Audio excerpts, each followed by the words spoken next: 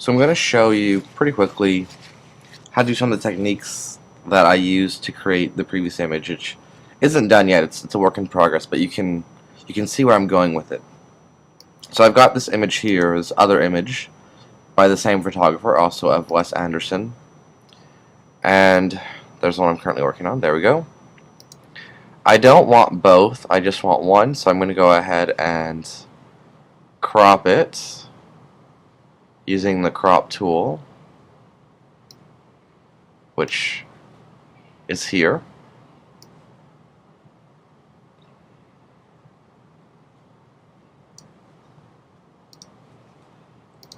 And so now once again I've got a black and white image that I can work with. So basically the first thing I did was I'm just going to zoom in just to get sort of 100%. Black and white makes using the magnetic lasso a little bit harder because it doesn't have color differentials to compare to kind of find the edges easier, but it's okay. So I'm just going to sort of work on his face right now, just to kind of give you the idea, and then you can push a lot of that into other parts. Magnetic lasso can be a little tricky because it's trying to find the edges and it's guessing based on color differences or value differences. And since we don't have color, that means it has a whole lot less to guess by. So basically just value, changes in value, texture, stuff like that.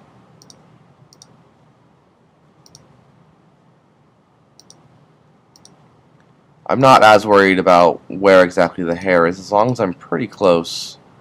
And really, I don't have to be that exact on any of this because I'm going to go and refine it a little bit too.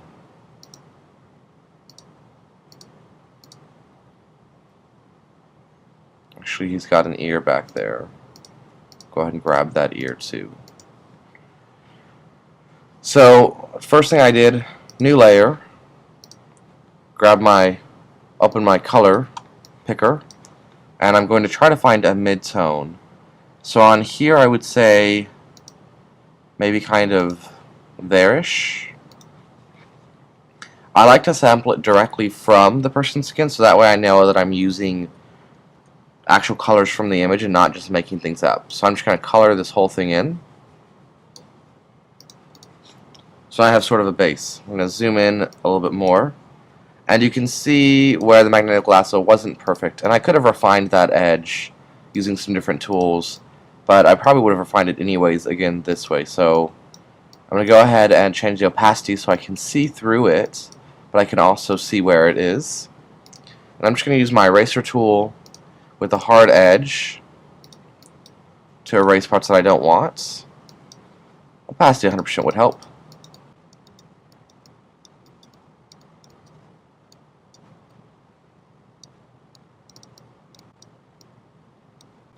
The areas that are completely dark aren't really that important because they're going to be completely dark. So whether it's part of his jacket or part of his hair, that doesn't really matter as much.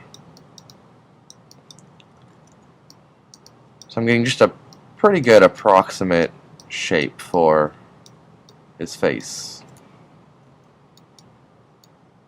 And I think that's a little bit more of ear there that I missed. So we'll go in and add some of that in. And then just go in and erase the parts that I don't want. Right. I could try to be more precise with the brushes instead of having to go back and forth and erasing and all that, but I find it less tedious to switch between my eraser and my brush tool than to constantly like go in with real fine little details with small brushes and then probably have to erase anyways. So I've got my mid-tone, make another layer, and for this one I'm going to choose a dark value. So I'm going in here and finding a dark value that I think I like. Maybe there. I don't want it too different from the current because it makes it harder to blend.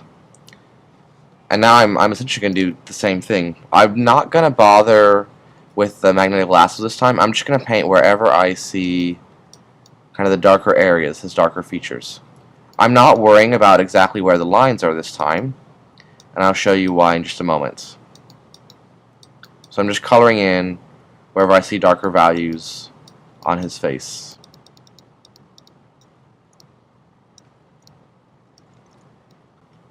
So pretty much all the places you would expect it. Under the nose, the lips, the chin. And I'm not worrying that much about accuracy. I mean, I want it to be accurate, but I'm not, like, taking forever on the little details, because we'll slowly build up this image.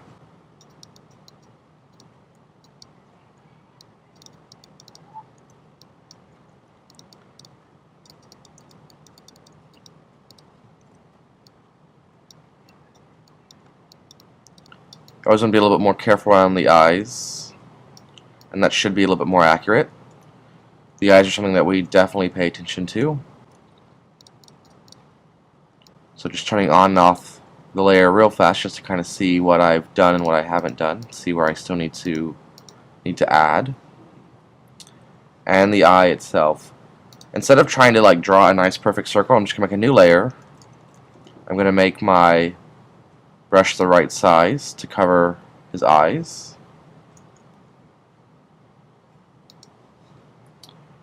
Go in with my eraser, make a slightly smaller brush, so that way I've got the edge. And now I can switch back to my paintbrush and make an even smaller one for the pupil. And then just erase the extra on top that I don't need. So you can see it's starting to get there, starting to build some of that. Still missing a little bit here and there. Might be a little bit easier to see actually with this layer, and I can kind of see where some of these dark spots are that I haven't hit yet.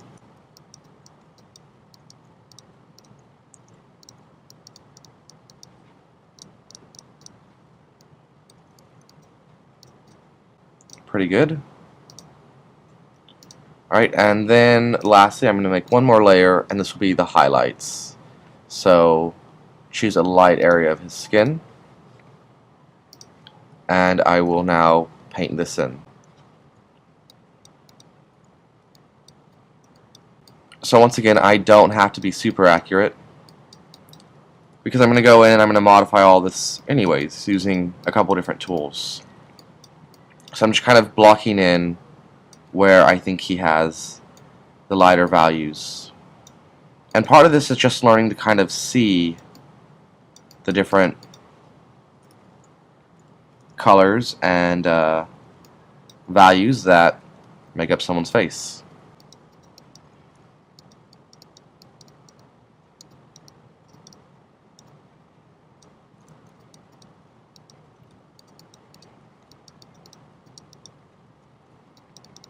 Don't want to forget the ear.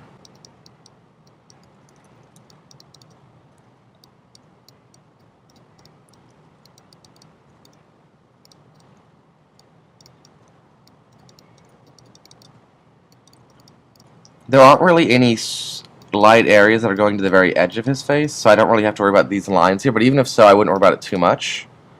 So, not quite the way he looks, but it's okay. It's a work in progress. So now this line is sloppy down here, and that's fine, because what I'm going to do is I'm going to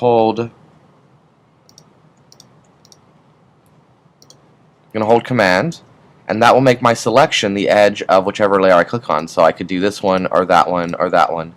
But this first layer, this mid-tone, this was the one where I was careful on the edges. So instead of having to be careful multiple times, I'll just hold Command and click on the little thumbnail, which then makes my selection. So I can then do inverse, and now I have everything selected outside of that midtone. So why do I want to do that? Well, I want to do that because I want to delete the extra here from this top layer, or from the darker layer above it. So I've got that layer selected. I have the inverse already done my selection, and I can press delete, and ta-da. So at this point, I've got my midtone, I've got my highlights, I've got my darker colors, and then the very last one, I would add one more layer afterwards for like the super bright highlights, but I'll do that later. So for now, I want to work on the shadow values. So I'm going to go in with my smudge tool over here. If you have the blur tool, just click and hold down and you can get the smudge tool.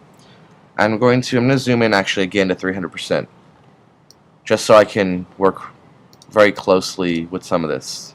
I'm going to drop my opacity a little bit so I can see the shadows a little bit better. On this layer, I'm going to start just smudging these to try to make them look a little bit more the way that I see them. This will also soften those edges, so that way it's not so harsh. And while you're smudging them, you can kind of push these colors around a little bit in case you weren't very accurate. Now as you're smudging them, it's sort of blending. Now it's not blending the darkness to the lighter color below it, it's actually blending this darkness with the transparency around it. And so I can kind of pull that out and start to add in some extra kind of shadows and move them where I want them to go.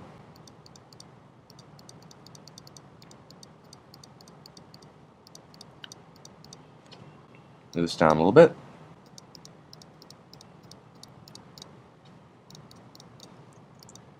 Shadow on his lip I think is a little bit too big.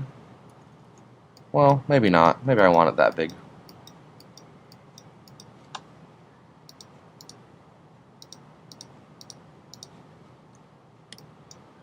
A little too big here though, maybe. That little gap that I missed.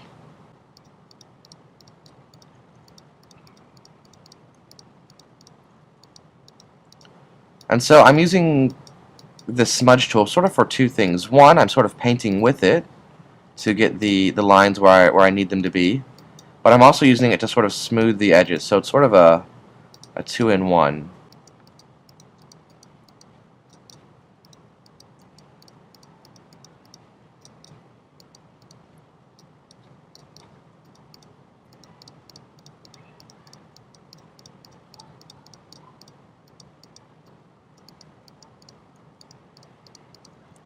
You want to be careful with smoothing around the eyes a whole lot because there's lots of nice little details, especially in the eyes, and you don't want to smooth over those too much.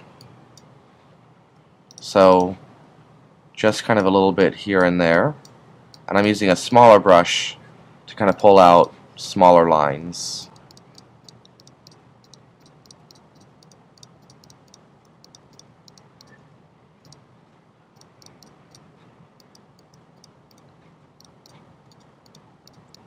I'm taking a few creative liberties here and there because I'm limiting my colors. Whereas there are tons of shades of gray in here, I'm only using a few.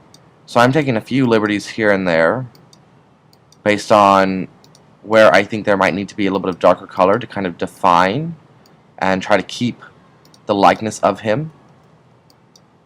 Try to make sure that he stays looking like him.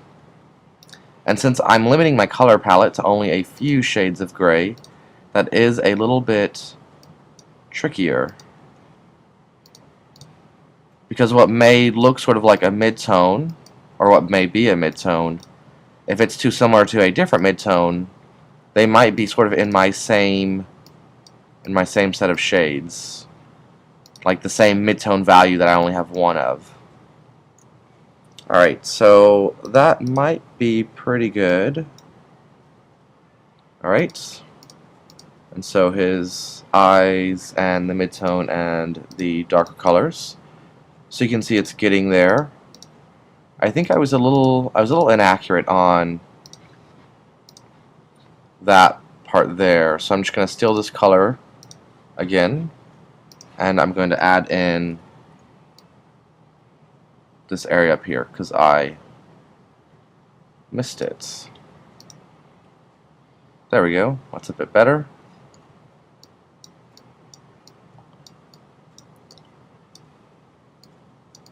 Sort of add in, I was a little too happy with the eraser.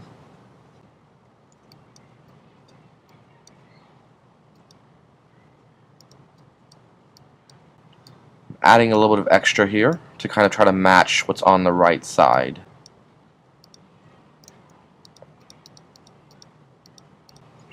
Alright, so you can see it's getting there. Now the shadows alone won't define his face, so I also need the highlights. So I'm going to do the same exact thing once again. I'm going to drop down my opacity, but now I'm doing it with the highlight level. So I've got my Smudge Tool, and I'm going to start pushing this where I need it to go, and also softening it a little bit.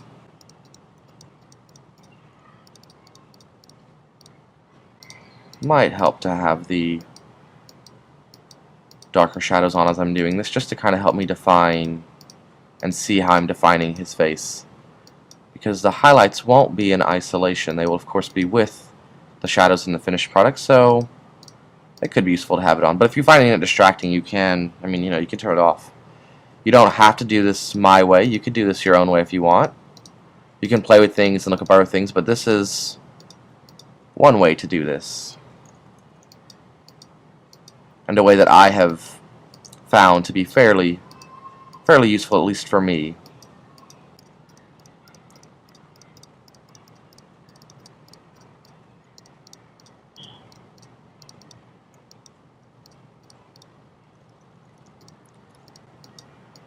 Now as you're smudging, when you pull something out and you start to get this interaction with transparency, you can actually pull out that a little bit further and sort of have like even more and more transparency.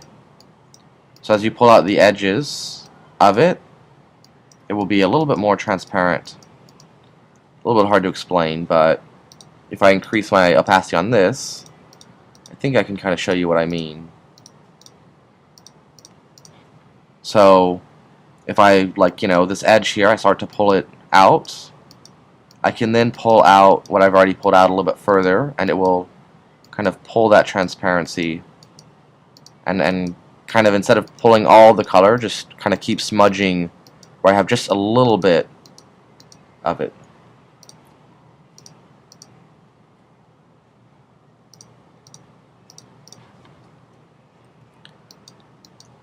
So it's not perfect, and it can take a bit of time, but I think the result can be pretty nice. So this is essentially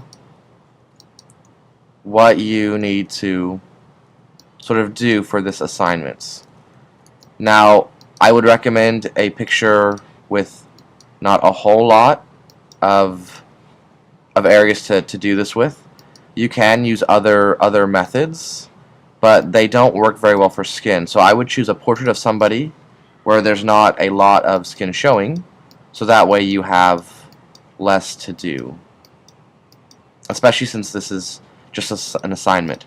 If you want, you could choose, if you want, you could just do just the person's face, just to show me that you can get this done, but you don't really have much of a finished piece then. So it just kind of depends, I guess, on you. Do you want just to show the skill, or do you really want to have something that that you're pretty happy with in the end, that you can say that you made this, and that it actually looks like a finished piece, not just an exercise?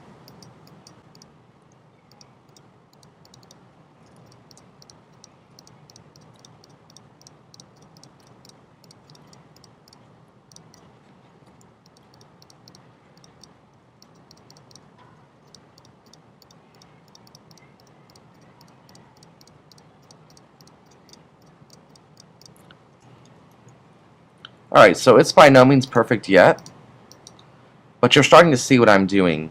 And now I just need to keep going back and forth and building in these layers. So there's some highlights that I'm missing here with his eye.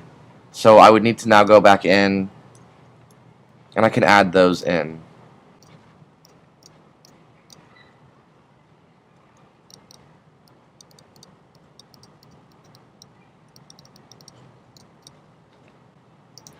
And once again, just start smudging and pushing around the color where I need it. I'm trying to do this fairly fast, so I'm being a bit sloppy, but I just want you to get the idea. To the hair, you're doing the same thing. The only difference that I make is I like to switch my strength on the smudge tool to 80% because it pulls them further, which I think is really good for hair. So you get sort of these long strands for the hair instead of sort of these short little smudges. The higher strength, the longer it will pull this color.